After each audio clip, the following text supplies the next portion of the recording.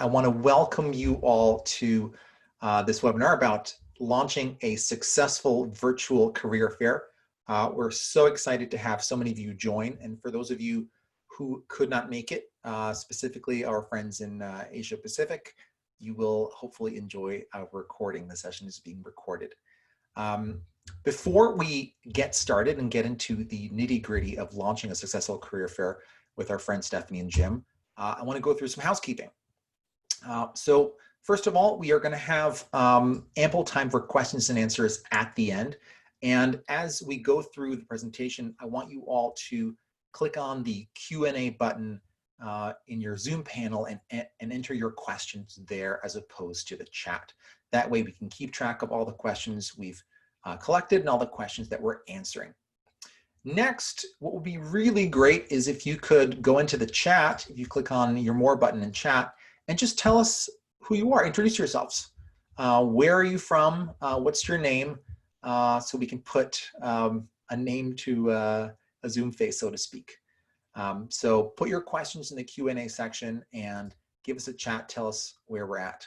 All right, hi Joy from University of Buffalo, Alex from Delta Chi, Kenya from CSU Chico, Gabrielle from UConn, Christy from Buffalo, Jessica from Purchase. All right, everyone's coming in, this is great. So as that rolls in, wonderful. Let me give you guys, for those of you who don't know firsthand, a bit of an introduction to who we are before we introduce today's speakers and today's topic. So Firsthand is an all-in-one engagement platform that for higher education that connects students with opportunity. So we do mentoring, we do discussion boards, resource libraries, alumni directories, the job board, events, and now starting in this year of COVID, virtual career fairs. We were founded in 2010 and have served over 4 million students and alumni in over 400 higher education institutions worldwide, including Harvard, MIT, UConn, UC Santa Cruz, Sacramento State, and the ones you see listed below. I want to introduce today's speakers. We are so privileged and so proud and so happy to have Jim and Stephanie as our partners here at Firsthand. Jim Lowe is the Assistant Vice Provost at the University of Connecticut, and he oversees their Central Career Office. Stephanie Francis is the Internship Coordinator at Sacramento State, and she works at the Career Center at the University of Sacramento State. And they were both instrumental in launching successful virtual career fairs this spring together with us at Firsthand. My name is Fredrik Marø. I am the founder and CEO of Firsthand. We're so happy to have you here. Let's talk about today's agenda. Oh, excuse me. One more thing, just to put things in perspective. For Stephanie and Jim, Jim's school, UConn, is, they're both public schools. UConn is based in Storrs, Connecticut, in the middle of Storrs, which I can tell you, I've been there myself, a very green area. It's said that Connecticut is beautiful, but you can't see it for the trees. There's a lot of trees around where he is. It's a public institution. It's the flagship institution for the state of Connecticut with over 32,000 students. And Jim has a Career Center staff of 23, but that staff is overseeing 5 campuses throughout the state of New York. At Sacramento State, we have another public institution similar in size, but a smaller career office there with Stephanie overseeing one main campus. So that puts things into perspective a little bit. And now I want to talk about today's agenda. So how do you launch a successful virtual career fair?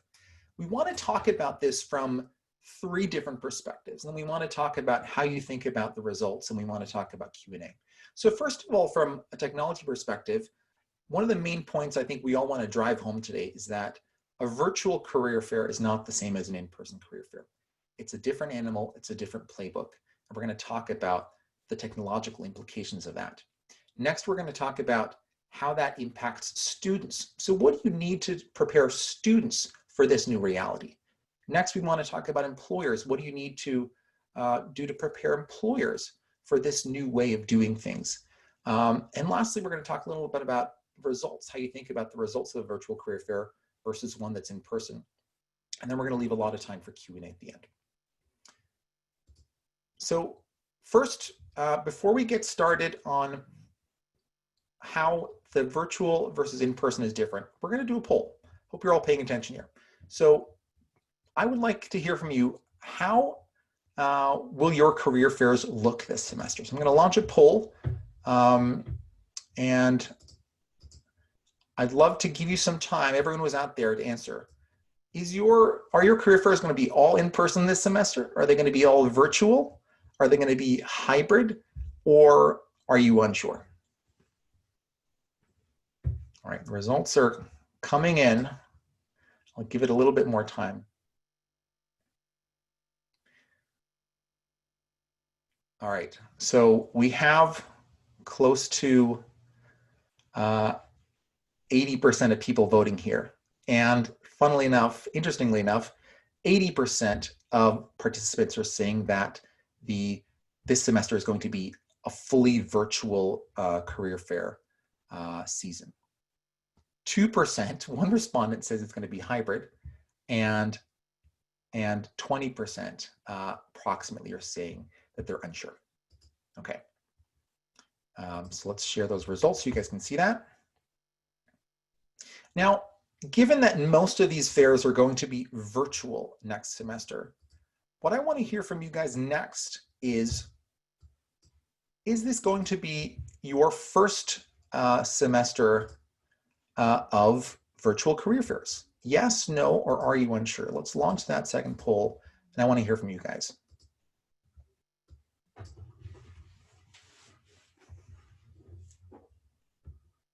Wow, okay. This is interesting. All right, so a very clear lead here for the yes column. All right, well, okay, I think we've got a lot of participants here. Okay, so right now we have 70% who said that, yes, this is the first time you're launching a virtual career fair this semester. 20% said no, they've done this before, 24% rather, and then 6% are unsure. So the vast majority of you are doing all virtual career fairs this semester, and the vast majority are doing it for the first time. So let's talk about that. So going back in time, last year when everything was in person, do you guys remember this? Do you guys remember when career fairs used to look like this? I see Jim, nodding and shaking his head there. Yeah, we used to have a playbook for this, right? There used to be a budget, $30,000 for the facilities, for the security, for the catering. We used to have, scripted messages for all the employers, to-do lists for the students. It used to be a fairly smoothly run operation that's been run pretty much the same way for generations at universities. And we knew how to do this. And we would do a lot of these every year. And then, of course, suddenly COVID hit. And in the words of a now famous McKinsey report, in the space of 8 weeks, we vaulted 5 years in technology adoption. And so suddenly we're faced with the reality of having to do these fairs virtually. And the question becomes, do we have a playbook for this? Do we have a playbook for running these same types of fairs virtually? And the image, when we first started thinking about running virtual career fairs here at First Hand, was of what you're looking at right now. These avatars. This is a screenshot from the video game The Sims. You kind of think, okay, well, we used to have people physically in a career fair, but I guess, we could have them digitally walking around that same hall. But is it really that simple? Is it really just a question of adding that digital lipstick, if you will, to what used to be an in-person physical event? So this spring, I got an email, a bit of an exasperated email. I could tell there was some exasperation in this person's voice, from Lee Amaroff, who's on Jim's team. Lee, if you're on, he's a wonderful, wonderful guy. And he reached out and he said, hey, Fredrik, the writing on the wall is that our big spring career fair isn't going to be able to happen. The employers are saying they're wary about showing up, and we want to do it, and I think we need to do it virtually. Can we do it on the First Hand platform? And UConn's first-time platform is called the Husky Mentor Network. And as you might be able to glean from the name, it's really a network whose job is to connect students with alumni mentors, one-on-one interactions for career advice mainly. And, I paused for a second as that email came across, and I started talking to Lee about it. And I said, well, it kind of depends, right? Because what's the job you're trying to do with the virtual career fair? What's the job to be done? What are you hiring us to do here?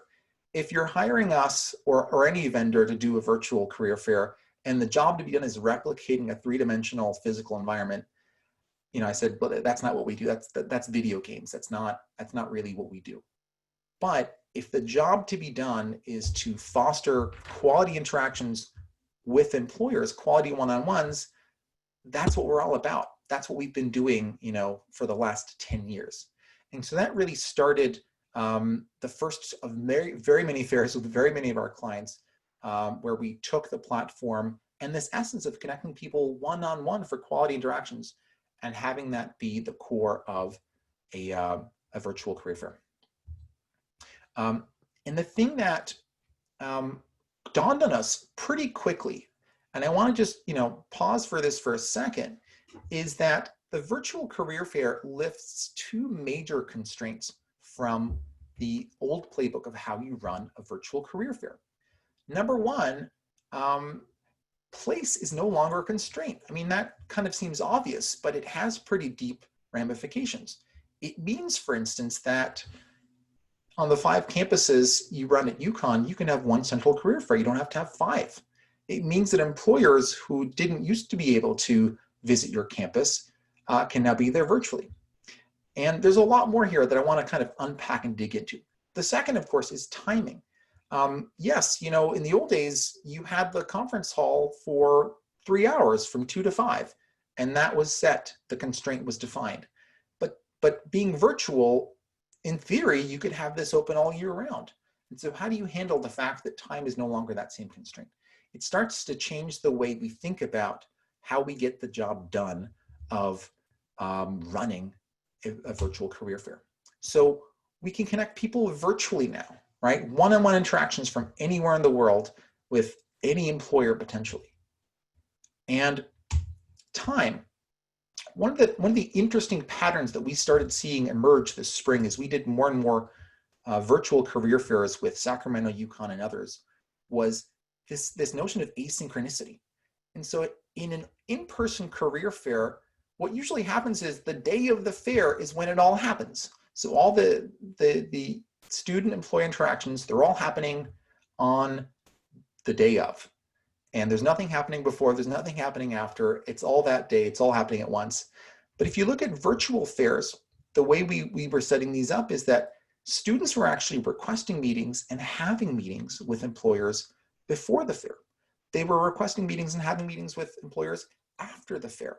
And so it enabled a whole new level of flexibility that we hadn't fully thought through or anticipated, but ultimately it meant that employers could make themselves more available and students would have more flexibility in terms of when and how they could interact with the employers. And in fact, what we found was when we kind of opened up the gates to these fairs for, let's say a month, that 10% of the meetings and interactions actually happened before the actual career fair date. 50% happened on the date, and then about 40% happened afterwards. So let's talk about a little bit what the implications are for the constraints of time and place being lifted, what that means for how we set students up for success. And I want to kind of, before we get to Jim and Stephanie, surface this, the first piece of feedback we got for UConn's career fair. This was 2 months before the actual date of the fair. We opened up the virtual fair. We let students start requesting meetings with employers. And the student, Hung Mei, had a meeting with an employer, and she actually requested a resume critique. And this is something that the employer had actually volunteered to do, not just having a quick interaction in front of a booth that was hurried, but having taking the time to actually look through Hung Mei's resume. So this was something totally new. And here's Hung Mei's feedback. Thank you for your careful guidance. That means a lot to me. I'll see you next week. Take care. And so she actually had one interaction with this person before the fair and then sets up another one afterwards. So with that, I want to kind of take it over to Stephanie for a second. And I want Stephanie, maybe tell us a little bit about the Fun in the Sun virtual job and internship fair that you ran this spring. And specifically, tell us a little bit about what it was like to prepare students for something that, you know, they'd never interacted with before, and maybe you hadn't either. Sure. Thank you, Fredrik. And thank you for inviting me to kind of share our lessons learned. I'm glad to be here because I really think that a virtual career fair can be, can really add to our ability to help employers and students connect in ways that we hadn't thought of before. So I'm really glad to share this. But what happened with us is, of course, in the spring, we was planning to do our Fun in the Sun virtual, our Fun in the Sun fair is usually really out in the sun. It's actually out in the courtyard. It's an outdoor festive kind of event. And so, of course, we were faced with either canceling it altogether or trying to adapt to a virtual fair. And it's something that happens year round. Our local employers expect it and look forward to it. And so we decided to look for, you know, some options, and actually had investigated a couple of different platforms, but most of them were sort of group chat kinds of experiences. And we know that that's not exactly what our employers were looking for. They love to have the one-on-one interaction with students. And our students also value that experience of getting to meet directly with representatives from companies. And so actually had another fair that preceded this one. It was our education fair, and we kind of learned some lessons from them around that first time because it preceded my fair that I organized. And what we learned is that we really needed to prepare weeks in advance with communicating with the students the differences between the in-person fair and the virtual fair. We needed to make sure that we made videos and kind of guidelines and tutorials around just having them know how to navigate the system, to make sure that they were registered and fully filled out their profile so that they you know, would match with certain employers and opportunities. We needed to make sure they understood how to navigate and find the job opportunities on the site. And so that did require us creating, you know, more kind of communications campaigns, using social media, using our other outreach techniques to make sure that students were there and that they knew that it wasn't just going to happen on the day of, you know, the scheduled event, that they had an opportunity to actually schedule their what they would call consultations or engagements with the employers prior to the event. And those that took advantage of that, you know, could probably get in a lot more conversations. And so those were some of the things that we did to really try to reach students and prepare for them. And definitely going forward, you know, we're looking at kind of having, you know, regular mini workshops to kind of walk students through the process so that they're ready and they can really take advantage of those, you know, interactions with the employers. One other thing I just want to add, it was also important for us to make sure we communicated the same resources to the faculty, because we have a lot of faculty that make it an assignment for students to come to a career fair. And typically they just show up, and often they show up in, you know, with their backpack and their flip-flops on. But, you know, we, you can't just show up to a fair like this. You got to make sure you're registered and you're, you know, you understand how to sign up for appointments with employers. So we want to make sure the faculty were aware that the students needed some lead time to really, you know, actively participate in the fair. So Stephanie, we have a question in the Yeah. chat here from Sean at Georgian College.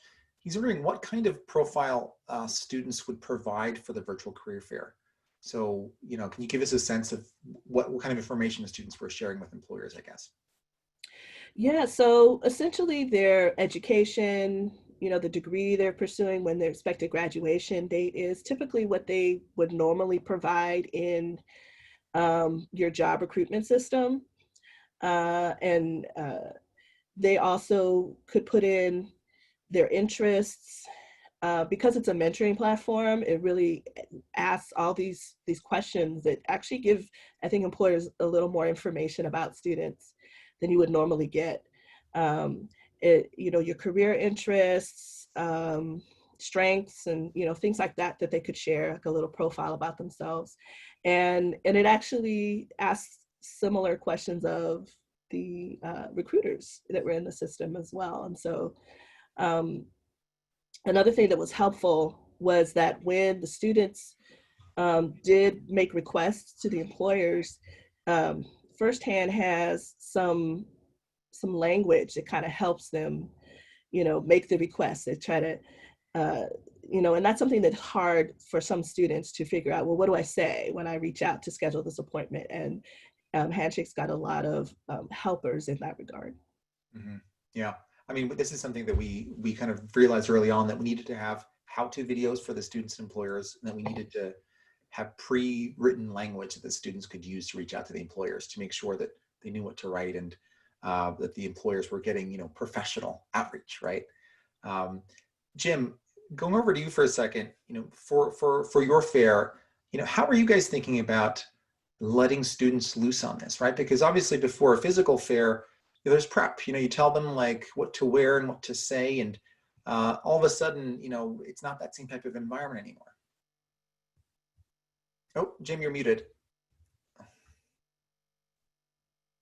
Let me unmute you. There we go. I'll learn to do that automatically one of these days. So thanks so much, Fredrik and Stephanie. Happy to be a part of this event. So a shout out to all the folks at Firsthand who have made these types of platforms possible, and to my entire team in the Center for Career Development for your innovation and creativity around this whole subject.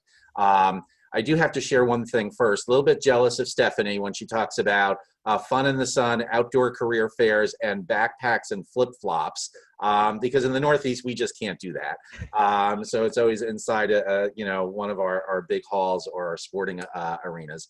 But so as we started thinking about this, and we've been thinking about it a lot more since we hosted our first one, as we steam into our second one, the name career fair is a little bit misleading because this is no longer a career fair. So there's a lot of serendipity about a career fair. You enter the hall, you wander around, you maybe make eye contact with somebody, you chat with some of my staff or some of the faculty who's there, and there's a lot of in-person support mechanisms. And as you start walking the fair, you're waiting on lines and reading materials and listening to the person in front of you and doing all of this in the moment.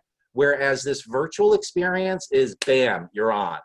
Flip a switch, you're there one-on-one, no distractions with the employer, and you have a very finite amount of time to make that impression. So that to me says that we need to come up with a better name. And I haven't been able to come up with one, so if anybody has one, that'd be great. Because it's not really a career fair. I try to look at them, and we're trying to educate our students that these are mini interviews. You have to hit the ground running with your positioning statement, elevator pitch, whatever your institution calls it. As a student, you need to be prepared with who is the company, what are the opportunities. Again, that waiting in line gives you the opportunity to pick up on a lot of cues, whereas this environment, you don't have that luxury. So, in addition to how do you work the system itself so that that's seamless, how do you dress for success for a virtual event? What does your background look like? All of those types of things are brand new to students in terms of how to make this happen. I was on a curriculum call last week, and it was really interesting that our Vice Provost of Academic Affairs said, if we start looking at classes and this virtual classroom experience to replicate the in-person, we're never going to be successful. This is a different modality, and there are different rules that apply. And there's different engagement principles. So there are things that we need to be aware of to help the students better engage with the employer so that they make a positive impact. And the one other thing I want to add is that when you think about the non-constraint of time, students do not have as many distractions right now if they're attending classes virtually. The clubs aren't meeting, the events aren't happening, the parties still are happening, but a lot of those distractions are gone. So what we're finding from a technology standpoint is we're having a 3-time higher engagement with students through our technology because they have the time, and we're appropriately messaging that to them. But from a career fair, you know, we grappled with, do we make it a weeks-long event where there are constantly changing schedules, or do we make it a finite, honed-in, definitive time frame?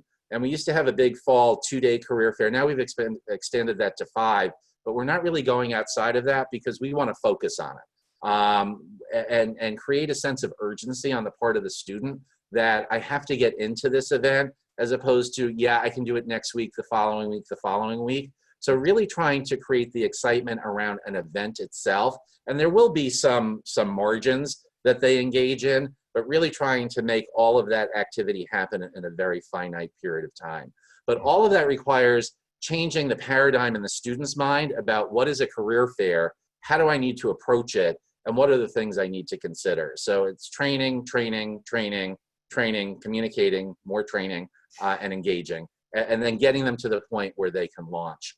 I continue to have this philosophy that the first time a student engages in a virtual career fair environment with an employer, they're not going to do a very good job because it's a learned skill that they're going to have to build into. So we're trying to continue to provide those opportunities for them. We have some other products like Big Interview that we're encouraging them to go in there and tape their positioning statement or their elevator pitch so that they're prepared for that, because again, they're only going to have that one chance to impress that employer. Excellent points there, Jim. I think we saw as well, you know, with Stephanie at Sacramento State, we had 3 virtual fairs back to back. There was an educational fair, there was the Fun in the Sun fair, and then we had a graduating student fair for the alumni. And I think what we learned early on for the educational fair, which was the first one, was that the employers were actually interviewing students on the spot. Yep. They took that opportunity. And so these interactions that used to be these kind of hurried, rushed in front of the booth interactions are transforming into something different. And we need to prepare students for that. Absolutely. I was going to mention too, you know, I think it's still connected to the next points, is that, you know, within the system, the students can share, you know, they can share their resume in person physically, but they can share it digitally through, you know, this engagement. So then the employer then has that they don't get it lost when they leave. And then we have employers that were, you know, sharing links to job positions or to their websites or to their, you know, just being able to exchange more information that enabled the student and the employer to have a stronger connection and continual connection. I think that was, you know, a big boon for a lot of the students, and some of them were ready for it and others maybe weren't expecting it. And so, you know, more, you know, preparing them for those opportunities that you got to be ready to actually take advantage of that.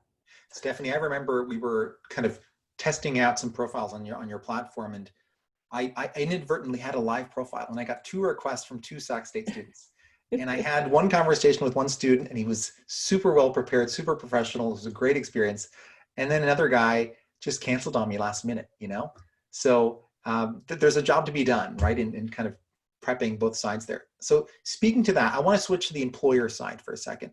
And as a reminder to everyone listening in, if you have questions along the way, please click on the Q&A button on your Zoom panel, and we will address those at the end. And for the employers, in terms of how you prepare the employers for this new paradigm, in Jim's words, I wanted to share this quote that Stephanie, you provided, and maybe you could kind of read this and share this with us. Sure, with the enthusiasm that was shared. I feel this virtual fair allows students to get more information online than an actual recruitment fair. I can spend more quality time one-on-one with each student without feeling rushed like I do at career fairs. Plus, since they're also on a computer, I can send them links to jobs or internships that they may be interested in based on their degree, as well as the state exams. They can ask more questions based on the information that I provide them, and they won't forget the information, as all of it will be in their messages.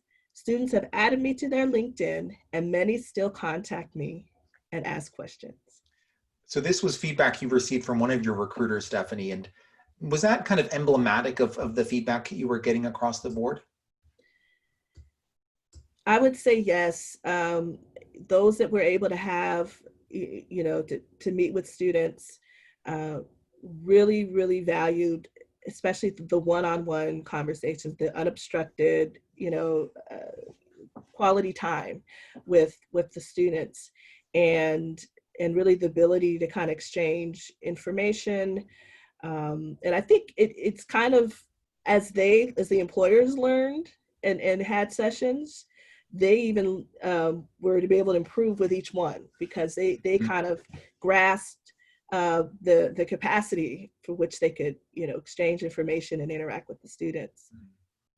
And I shared here in this slide here, just kind of a Zoom screen grab, because I know that one of the things that you guys learned early on was it was important to really, in the beginning at least, hold the hands of a lot of the employers. And so can you tell us a little bit more about how you prepared the employers for these interactions? Sure, I can start with Sac State. And so just as important as preparing the students is preparing the employers, because like Jim mentioned, this really is a paradigm shift. And I think it's a paradigm shift closer to, the goals of an employer, to really be able to reach a large number of students, but be able to have, targeted quality interactions with them, to share information about their companies, increase their brand awareness, but also to kind of have a little opportunity to pre-screen to prospective candidates. And so in order for them to be able to realize that, they needed themselves to understand that they couldn't just show up day of and start trying to register and sign in, that they needed to also understand how to set up their profile and understand how to set up their calendar so that students could actually schedule meetings, and then see how the actual interaction would work with the one-on-one setting, whether they used phone, and just have all those different options and sort of the technical side of it understood as what they could do. So we ended up doing a couple of demo sessions that we scheduled prior to the fair, and we had to make sure that the person who was the main contact, who usually kind of signs up, all of the representatives for the fair, wasn't the only person that knew how to use the system, that they made sure that their team members came to these demos, or, watched the videos and read the instructions well in advance, so that they could fully utilize all the tools and understand what was going to happen during the fair. So that was very important, to do that kind of little upfront work, and to schedule a couple of those demo sessions. Right. And Jim, you work with a lot of employers. I know you have an employer council that you work with. What was your kind of takeaway from working with employers for this first virtual fair, and how to best prepare them? Right. So we do have an employer advisory council that consists of our largest employers throughout the state of Connecticut and a little bit beyond that.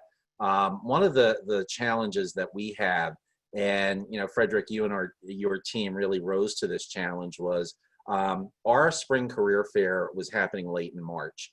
We shut down on February 15th and stuck with our original date. So we didn't have a whole lot of prep time for employers. We didn't have a whole lot of prep time for students. And the lesson that taught us was, you need that prep time. You need to make sure that everybody understands what the dynamic is. One thing that I think from an employer standpoint, they were, I guess, surprised and not delighted about, was that if a student had grabbed a time on the virtual fair, that there was probably a 30 to 40% chance that that student might not show up. Whereas in a career fair, physical fair, they don't know if a student didn't show up. They just take the next student online. So, you know, in the business environment, you don't set up a Zoom call or Teams or whatever and just not show up. A lot of students don't have that mindset. So they'll grab a couple of times and maybe change their mind and not cancel that event. So the employer's sitting there waiting for the next student, and the next student's not there. Or they don't have a full schedule for that day, and they're not understanding, why don't I have a full schedule for the day? I've set my time aside. So we've done some things to help mitigate that a little bit. But I think the other thing that employers are training themselves on and learning how to do is really navigate this one-on-one interview process in the moment. What if the student's not comfortable, but they're a really good talent? It's just that they're not comfortable. How do I put them at ease? How do I end a conversation that it's clear this student is not a right fit? They don't have the right background, major, although we're trying to move employers away from that major mindset. But how do I end that, and how do I do it civilly and with compassion, if you will? So those are all communication techniques in a virtual environment that I think, as an industry, education, and as a nation, and even globally, we're starting to, you know, I think your statement, Fredrik, of we've accelerated 5 years in technology, I think it's more like 10 years. I've had virtual career fair conversations with my team for the past couple of years, and we've always decided not to do it because we didn't have to. Now that we have to, I think we'll never go back to just having in person. I think we'll go hybrid when we're allowed to have those in person again. So how do you really get those employers to engage from a communication style in the same language that the students are speaking?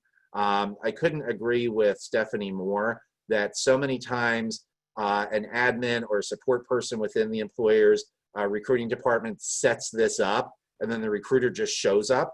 That's out the window. If the recruiter is not a part of that setup and doesn't really understand the technology, they're not going to have a successful experience. So it's really that training on the student side, training on the employer side, and then I think most important is having a mechanism for in-the-moment troubleshooting. So I think I'd expressed to you, Fredrik, that the day of our March career fair, I sat in my home office thinking, why don't I have anything to do? There's usually so much going on today. But we did have a couple of rooms where employers could come if they were having a challenge, couldn't figure out the technology. I think that is so essential. And we had the same setup for students, so that if a student was experiencing a challenge, they had somebody to talk to in the moment. I think those two kind of safety net mechanisms are so essential to an effective fair itself, in addition to all the training for employers and the training for students. Yeah, I mean, because what you're trying to get at is these authentic, you know, really valuable, wonderful interactions, but there's a whole new set of, you know, pathways to get there that we need to kind of write the playbook for. All right, excellent, you guys. So next I want to talk about results, and I want to kind of talk about that in, you know, the context of this new paradigm. So, you know, First Hand's virtual career platform, Stephanie and Jim were absolute pioneers here. And so over the course of the summer, you know, taking the experience from running these things and incorporating that into our product, we now have, you know, a way more fully formed product that has these pre-scheduled one-on-one employer meetings, unlimited fairs, booths, users, and live events, extensive reporting and controls for both the employers, the students, and the admins. As you guys look back at the fairs now and think about, you know, the results, what kind of surprised you? What were you expecting to see that you didn't? And how are you thinking about the results? And I'll start with you, Stephanie. Sure. I honestly, one of the things I was surprised about were the number of meetings that actually took place. You know, the physical fair that we usually has about 50, you know, employers, and maybe we get about 300 students because it's a smaller one. But at this event, if I recall correctly, we had maybe 80 or 85 employers represented and about 150 representatives. So we're able to have, a lot more representation from each company and a lot more opportunities for those interactions. And then I just wasn't sure how many students would actually show up, how many of these meetings would take place. And so we still had close to the same numbers in terms of interactions, about 350, close to 400. And that was surprising, pleasantly surprising that those took place. Of course, we did have some no-shows and things like that we're going to plan for in the future with the new strategies. The other thing was surprising was the comment that we just saw, the continual conversation and connection that was created. I didn't expect that level of connection, and that many of the employers, several of them, position themselves as an ongoing resource. My own student assistant, who, I had her kind of as to just participate both for herself, but also to support the event.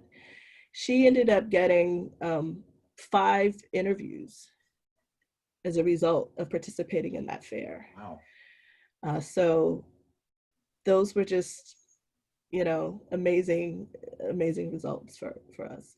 Wow, that's awesome. Jim, how about you? So the way I always used to look at our physical fairs, and you could tap into any member of our team, whether it was Lee or Erin or Darlene or Gabby, and they would see me walking up to them and they'd say 374, 782. Because I measured career fairs on the metrics of, did we fill all the booths, and what was our student traffic. And if I was getting those 2 numbers going into the fair with, we have 300 employers coming to this 2-day event, and once we got over 2,000, 3,000, and the numbers started climbing, I would go, okay, success. The lights are on, the PA system's working, and we have volume. I think that's another one of those things we have to throw out the window, because assessing the success of a virtual career fair isn't how many employers and how many students show up. It's how many one-on-one interactions we have, because we never used to be able to track that because there were lines and, how many one-on-ones did we have? What was the feedback from employers in terms of, I had X number of jobs to fill and I was able to create an interview schedule that would support that demand. So we're still trying to figure out the metrics of assessing it. What we did for the March fair, since we didn't really have those metrics, is a lot of it was more the qualitative versus the quantitative, saying to the employers, did you have good conversations? Were our students prepared? If they weren't prepared, what were the top 3 things that you saw lacking that we could do to prepare them? So I think we have a lot more opportunity to really assess the qualitative piece of this versus solely relying on that quantitative piece. We always did the survey after the fact of all students and all employers for the career fairs to get some of that qualitative. But I think in this environment, we have the ability to drill down almost in the moment and create in the moment fixes or in the moment segues to other things that we could do for both our employees and our employers to make it a better experience. So I think more to come on that one, but I still think that we have a lot of opportunity to really assess how well it's going from an outcome standpoint versus the career fairs that might have been, yeah, we'll figure that out down the road. Mm-hmm. That makes sense? Yeah, because ultimately, to your point, Jim, you could have 1 million people show up, but if none of them had quality interactions, that million people, it's a vanity metric. Yep. Excellent. And so, also, go ahead. I was just going to mention, and Firsthand has this feedback element that allows the employer and the student to provide feedback. So we can actually pool the qualitative kind of responses and see, and that's where I got one of those quotes. So that makes it, so much easier for us to measure, and collect that information. Yeah, absolutely. I think that's, and to Jim's point as well, it comes in live, right? You're getting this, people are having the interaction on the screen, and then the feedback form pops up and it says, hey, how was this interaction for you?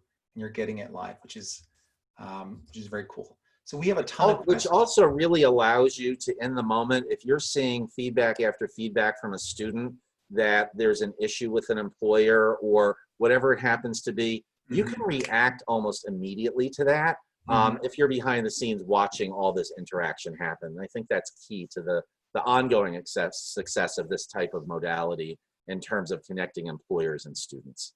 Right.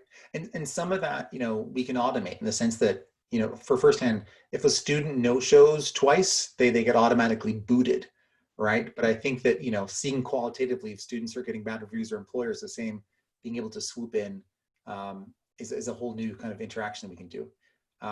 So we've a bunch of questions, you guys. Let's switch over to Q&A. So Jim and Stephanie have been gracious enough to share their email addresses and LinkedIn's with us. So feel free to connect and reach out to them afterwards if you have follow-up questions. Yeah, I'm getting them right now in the moment. So hi, Patty. I don't know who you are, but I see you requesting a connect. So happy to do that. All right, so let's just get to some of the questions here. So Suzanne from Babson has a question. So Jim, you mentioned the waiting in line. Can students register for several employer chats / wait in several lines? How do they actually talk to employers, per video or text chat? Yeah, so it is live. It's not through text chat. I don't think text chat really replicates any kind of natural interaction. So that would be live. And yes, they can register for multiple. So there are time slots. They would go into the system, they'd grab a time, schedule a time with that employer, go into another employer. The employers up front provide schedules of when they're available and how many employers. So I think the cool thing is there can be multiple employers from one company on the platform at the same time. So yeah, it does replicate that kind of waiting in line, but they do have a specified time period. It's not like they all kind of go in the queue and then the employer just takes the next one in the queue, if you will. It's not like the delivery guy says he's going to be by sometime between 9 and 6 p.m., right? You know exactly when the interaction is going to happen. Right. It's very planful and it's very scheduled. So one of the things from an educating the student standpoint is they can't show up 5 minutes late and think, oh, it's only 5 minutes. Because if it's a 5-minute session or a 10-minute session, they've just lost a period of time. And I'm not sure, Fredrik, I know we had talked about this. I don't know if it's in there, that after a certain period of time into a session, they can't join anymore. Like if they're more than so many minutes late. I know that's something we talked about. I don't know if that made it into the final. But yeah, it is very planful, very structured. All right, next question. So I guess I'll direct this one to Stephanie. So a question from Julia, she asks, did you allow for group interactions between students and employers, specifically a group of students speaking to one employer? So the way the platform was set up, it's really designed for one-on-one interaction. And, that was something that, some of the employers were interested in. Can we have 2 people in a session? And it's really designed for one-on-one session interaction. We actually, tried to help them with some workarounds and say, hey, well, you could have one person on the phone and listening in and participating that way. Actually, Stephanie, you know what? We initially had it just for one-on-one, and I guess I should jump in here that what we've built since then is exactly that functionality. So where the employer has a booth, and the booth can host these group chats, right? You can have a live event, a live corporate presentation, because this is all kind of part of what you as an employer would want to do. But we think that the value is still that one-to-one, but I think the thing we always said was we want to cater to the eager beavers who want that, but there's also the wallflowers who want to just kind of sit in and just listen. Okay. So you're welcome, Julia, because I think some of the feedback from ours is what later helped the development of that. But also, if I can add really quickly here, is that about accessibility. We had a student that was identified as deaf and hard of hearing, and was, concerned about how she was going to be able to successfully participate. And what we were able to do, just like she would, she came to an in-person fair, she could have her interpreter with her. And so she was able to have her interpreter on another laptop, listening in and signing while she had, met with the employer on the other laptop. So we found ways for, to increase accessibility and make sure that students of all different backgrounds were able to, participate fully. So yeah, and I think that's an important point of equal access, and that's something that we're still grappling with. Not only for, an example like that, but a student on the spectrum, a student who doesn't have appropriate technology, a student who doesn't have a private space where they can actually access something like this because of their personal living situation. So those are conversations that we're still having and haven't really come to clear answers. But we have those conversations about in-person career fairs as well, equal access. So, I think that's a conversation we need to continue to explore. Initially my thought was, oh, it's virtual, that creates equal access, but it doesn't. There are so many layers of intersectionality amongst our student population that we're trying to peel that back and figure out how do we address these various different populations in terms of what their needs or constraints might be. Good point. All right, Cindy from University of Denver is asking, how much time do you schedule for these employer interactions? What's the right amount of time? What would you suggest? Stephanie, I'll start with you. Well, for the fair, we had started off with 10-minute, what we call virtual talks. And I think for most of the interactions that was sufficient, but employers were also able to opt to have a longer, allow for a longer amount of time, maybe a 30-minute session. And it kind of varied. Some didn't really need the full 30 minutes. Some wish they had more. I think that sweet spot is like the 10 to 15 minute conversation. And again, they have an opportunity, and you can set that up. You can request, firsthand to kind of, set that up and establish that. And then if you want to keep connecting, then you're able to do that, either inviting them back to set up another meeting through the platform, or connecting on LinkedIn or elsewhere. Yeah, I mean, Jim, because we had that for UConn, right? We gave the employers a menu of different conversation topics, whether it was 10 minutes or 30 minutes or even 60 minutes. Yeah, what do you think? Yeah, I think as I rethink that, 10 minutes is a long time. When you're thinking about what the purpose of this is. So in my mind, the purpose of this is a screening out or screening in. So it's a quick assessment. And when you think of an in-person career fair, it would really be an anomaly for one recruiter to spend 10 minutes with a student. They might, if they saw a superstar student, bring that student aside and have continued conversation, then maybe schedule a follow-up. So I think with the numbers that we're talking about, 5 to 10 minutes is probably the max. And then if an employer was really excited about pursuing a student for additional conversation, then they could go ahead and schedule that. I just get more concerned about the impression of an employer and a student. I've got a half hour for this first interaction, and within the first 30 seconds, you've all been there. Somebody comes into your office for an interview, and in the first 30 seconds, you go, this is not going to work. But then you have to go through that painful dance of entertaining them through conversation for the next 15 or 20 minutes. So, I think it's going to vary based on what the discipline is, because we've broken up our fairs into career communities going forward. So, I think that's helpful. But I think for a first introduction, 30 minutes is probably way too long. And I would even venture to guess that 15 minutes is probably too long as well. So I think that 5 to 10 minute framework. Right. Yeah, I was going to say, I think if you're, for the major fairs where there's all majors and you don't know who you're going to get. And, so the shorter kind of time is probably most appropriate. But if it's a little more focused, like it's your engineering, career fair, then you've already kind of honed in on a target audience. And so having, a little more time to talk with them, they're usually prepared with their resumes. And so those are probably the considerations. I agree with Absolutely. that. So we've gotten a lot of questions, you guys, about the no-show problem. So it's something that we've all reflected on. Obviously, it's not something we want to see happen.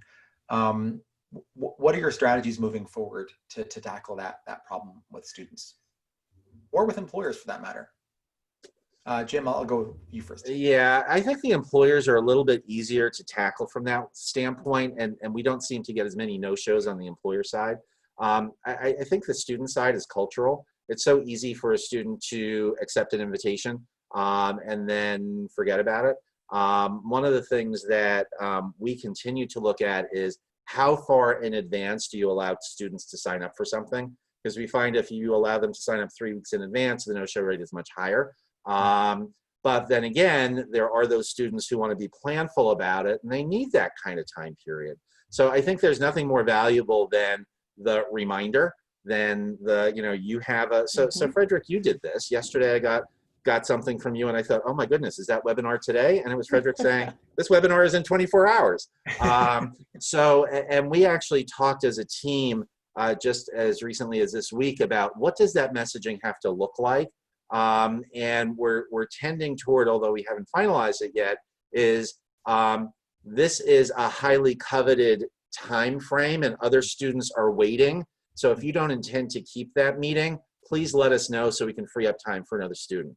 Because I think they're more sympathetic to their peers and other students than us saying, we have a schedule we need to fill and we need you to be there.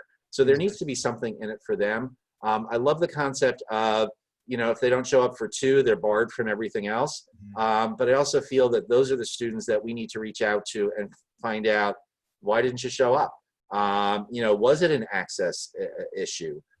Was it because you didn't feel comfortable? And then we have tools to help you get there, as opposed to just automatically shutting people down. Because I think those are probably the people who need our services more than the ones who are signing up 3 weeks early and actually attending everything. So I think it's a dance, but I think it's societal. I think I hear this about all types of social events that students say, yes, they're going to come to, and then they don't. I find if I give food or t-shirts, they come, but you can't do that in a virtual environment. So I get the best responses with good food, and by good, I don't mean healthy, and t-shirts. But again, those ploys don't work in this virtual environment. Right.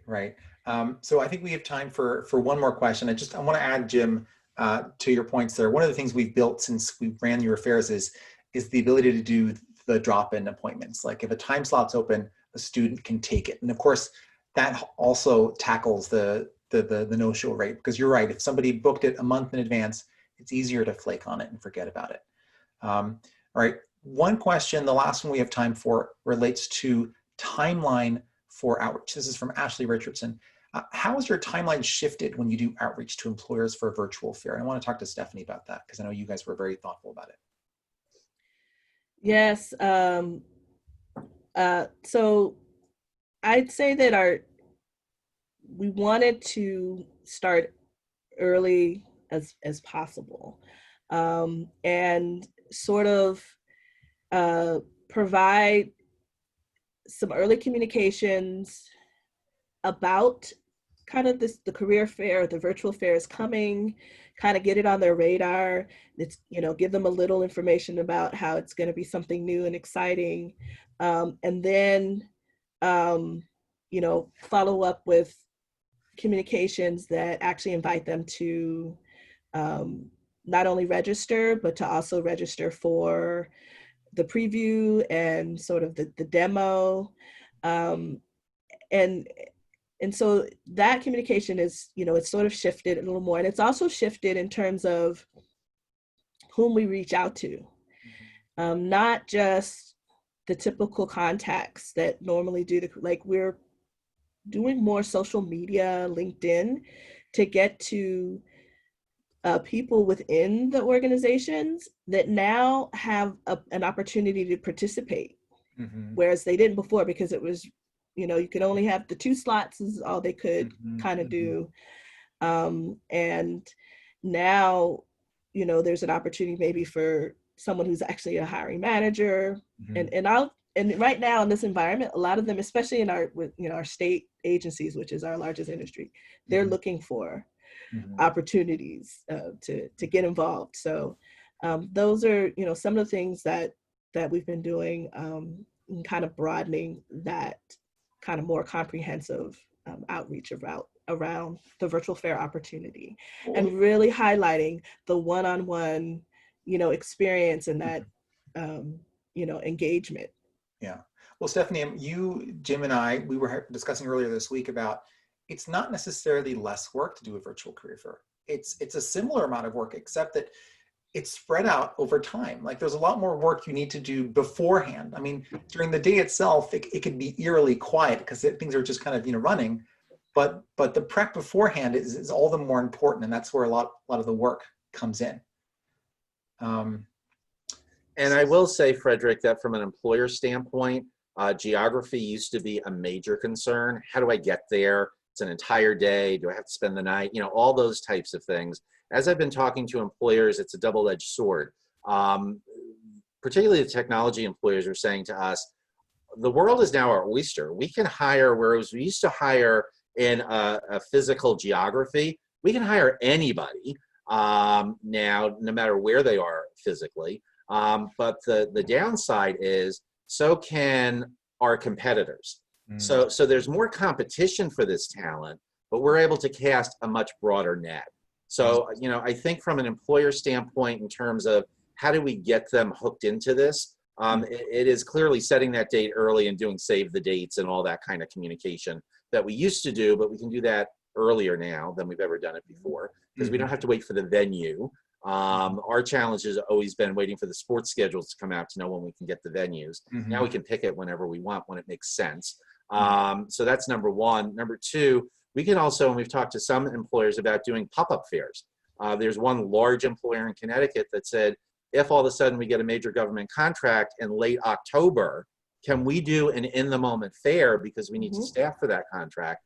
And we have the ability to do that now. So it's about communicating to those employers. We can do the pop-ups. We can do the boutique fairs. We can do all these things where in the past we didn't have that, but sharing that and educating them. And also being able to cast a broader net in terms of the employers who we want to bring into the fair. We haven't quite gotten to that step yet, but that's a direction that we're going. Excellent. All right, Stephanie, Jim, we're out of time. There are so many questions here. We're going to try to answer these questions offline. I want to thank Stephanie Francis, Jim Lowe for joining us today. Feel free to connect with them after the fact. Thank you, everyone, for joining us today. We will be following up with the recording and the notes from today's call. Have a great rest of your week, everyone, and hopefully we'll see you virtually sometime soon. Take care.